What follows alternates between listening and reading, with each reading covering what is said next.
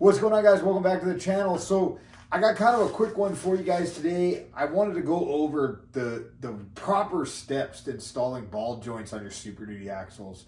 There seems to be a lot of misinformation out there, and a lot of people just kind of throwing them on there and torquing everything down and having issues with, like memory steer or, ball joints wearing out super quick. I mean, these things should be lasting, 80,000, 90,000 miles. At least that's been my experience.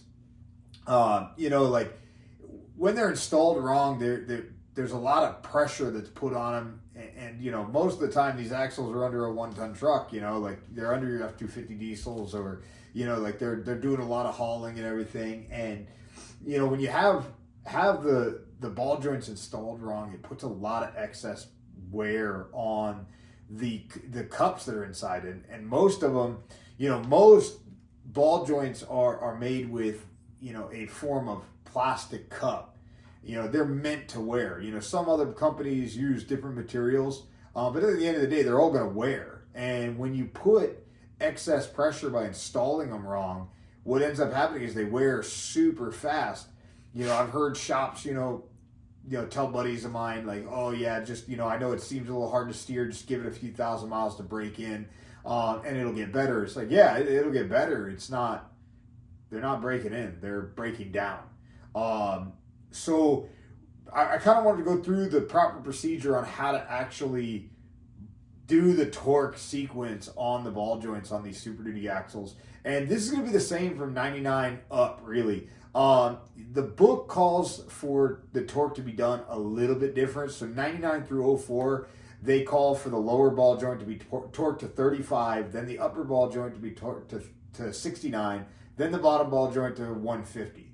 05 up, they're similar, but it's 44, 45 pounds on the lower, then you go up to the upper and it goes to 69 foot-pounds, and then you go back down the lower down and torque that up to 150. Now, I do a few extra steps that I've kind of found to be pretty necessary. These Super Duty axles have these caster shims. They're basically these pieces that slip into the upper C, and what this does is you could get them in different increments to increase, decrease caster, or you could even get some that do both caster and camber. And so I do something a little bit extra with this, and I'll kind of go through that with you. But one big thing you want to make sure you do is you just really want to make sure you clean these up really good. Use some, emery cloth or some fine grit sandpaper or something. You can use a flap wheel or something. You just don't want to go crazy. But you definitely want to kind of clean this up. Same thing with the inner. You want this to be able to slide in and out pretty easy. You should be able to do it mostly by hand. Putting some anti-seize or grease on it wouldn't be the end of the world. Your alignment guy will appreciate you. They're going to have to pull this to change the shim if you need more or less or whatever. Greasing these and make sure they don't seize in there is, not the worst thing in the world to do. But you want to make sure that they're clean and able to slip in freely. Now, what I do is I take them out, I set it to the side, and we're going to go ahead and throw this on there. Now, the reason I take that out is because I don't want to hang the knuckle off of the upper ball joint. And a lot of people like to do that. They slip the knuckle in and they thread the upper on a couple turns. That way they can fumble around with it and get the lower on. I actually like to do it the opposite way. I take the upper out, the caster shim out, slip the upper in, and just don't even worry about it. I just worry about that lower ball joint. That way I can get everything kind of torqued down and kind of seated into place.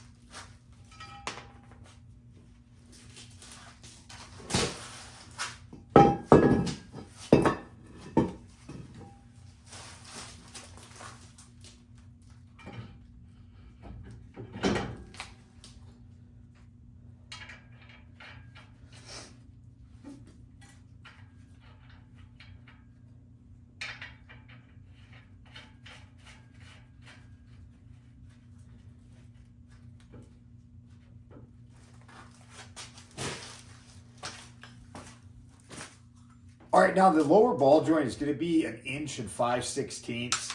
Now, like I said, we're going to start this by torquing the lower one, and we're going to torque it to 35 foot-pounds. Even on my O5s, I've still done it the same way. I haven't had any ill effects from doing it a little bit lower. The concept is just to get everything seated and into position before torquing it down, and then that way you're not having pressure put on them in awkward angles. So I haven't really found that doing 45 or 40 or 35. I don't really think it matters that much.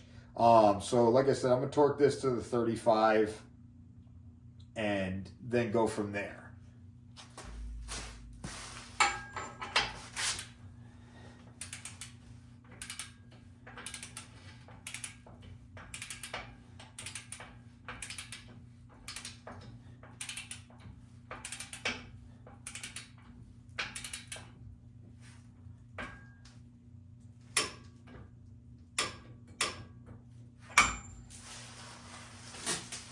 All right, so now that that's torqued, as you can see, the upper's not on.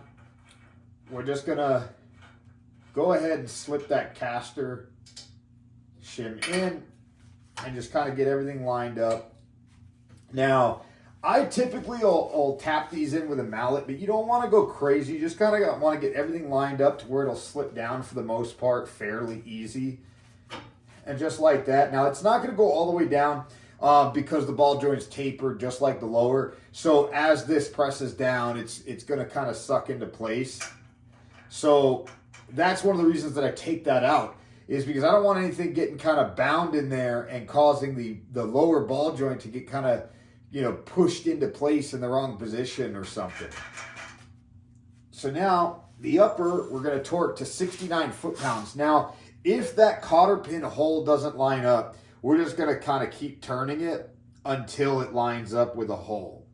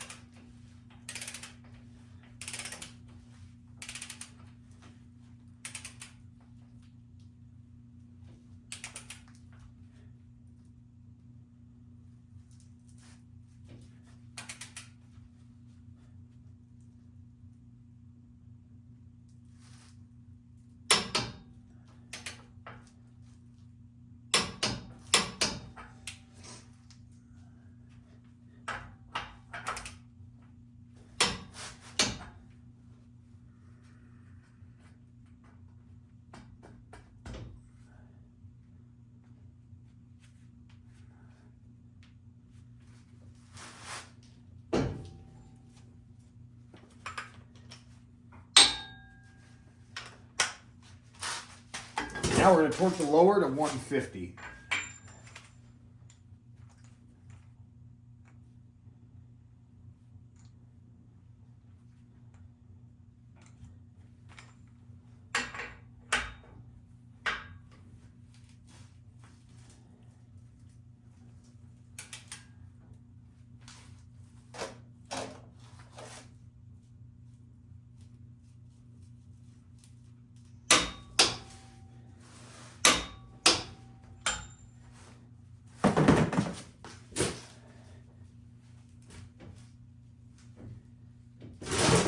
There you have it, guys. And that's what you want. You want it to be able to move pretty freely. It shouldn't feel like there's any hard spots, and that's the biggest thing you're looking for. It should move pretty much all the way through its travel without feeling any spots that like bind or bog down and like feel like you're having to put a lot of extra effort.